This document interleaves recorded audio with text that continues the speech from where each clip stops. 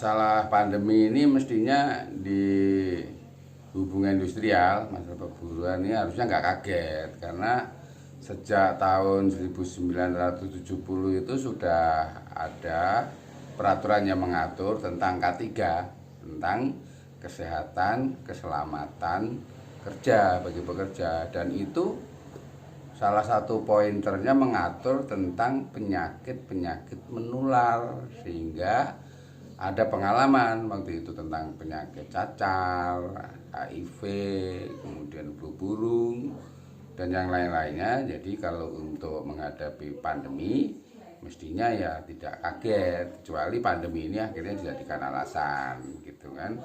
Nah, dari sisi pandemi ini ada perusahaan atau pekerja yang mendapatkan keuntungan, ada yang dirugikan. Keuntungannya ya yang mereka dapat order itu perlengkapan APD untuk kesehatan kan. Nah, yang kerugiannya karena mungkin fashion, kalau yang di baju itu menurun karena resesi, maka daya beli masyarakat menurun, akhirnya kan produksi menurun. Itu hal yang wajar aja sebetulnya gitu. Jadi yang selama ini dihadapi perusahaan tentang season produksi, ada season high, ada season low. Jadi harusnya dalam pandemi ini kalaupun ada penurunan, sebetulnya hal yang biasa dihadapi oleh dunia bisnis ketika kemudian terjadi dampak perekonomian. Itu akhirnya ya harus menyesuaikan saja, tidak kemudian hancur-hancuran dengan mengorbankan pekerja dan sebagainya, sehingga akhirnya ada kehilangan keahlian-keahlian yang nantinya dibutuhkan ketika normal, itu susah lagi mencarinya gitu. Nah, kalau ada perusahaan yang gagap gitu, kemudian mereka seperti kayak panik, itu ternyata pengusahanya pengusaha baru, pengusaha-pengusaha muda.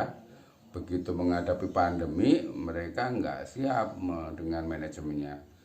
Yang selama ini manajemennya asal-asalan, dia ditekan harus benar-benar efisien, sehingga akhirnya dia korbankan pekerja. Ada yang upahnya dikurangin, jam kerjanya ditambah tapi nggak dibayar lemburnya, bahkan THR nggak dibayar. Kalau dibayar pun akhirnya sampai sekarang masih banyak yang sengketa itu dicicil begitu. Ada yang kemudian membayar upah di bawah upah minimum begitu. Jadi sampai sekarang memang sengketa upah itu banyak sekali, terutama perusahaan-perusahaan branded ya yang mengerjakan garmen, sepatu, tekstil itu justru beralasan dengan adanya COVID, kemudian order menurun, akhirnya dia harus menurunkan pembelanjaan dan pembiayaan bagi pekerja yang sebetulnya nggak boleh itu sampai di bawah ketentuan norma ya, sehingga pekerja akhirnya bermasalah tentang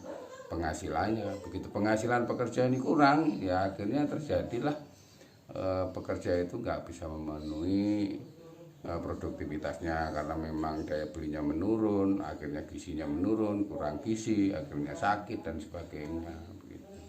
Kebutuhan yang paling mendesak sekarang yang harus diperhatikan itu sebetulnya ya mengikuti prokes saja, K3-nya diperhatikan, gizinya dicukupin, upahnya yang standar upah minimum itu kalau bisa diperkuat ditambah, sehingga daya tahan tubuh pekerja itu semakin membaik secara kesehatan, protokol kesehatan, bukan malah dikurangin. Begitu dikurangi akhirnya terjadilah gangguan kesehatan, kurang makan, kurang gizi dan sebagainya itu.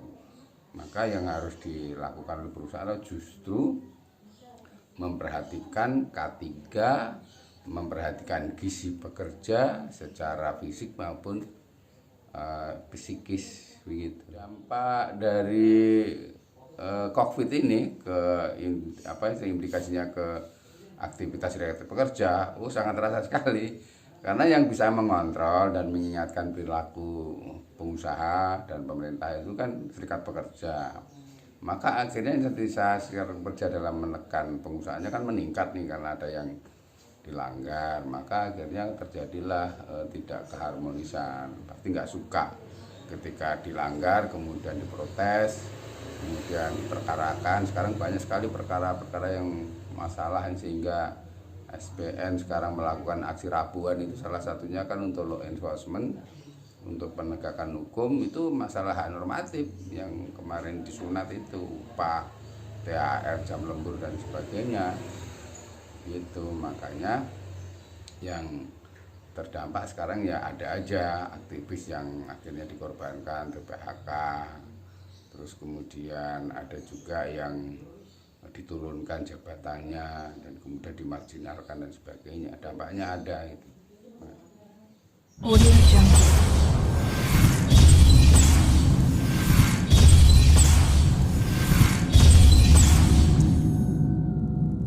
Audio Jungle.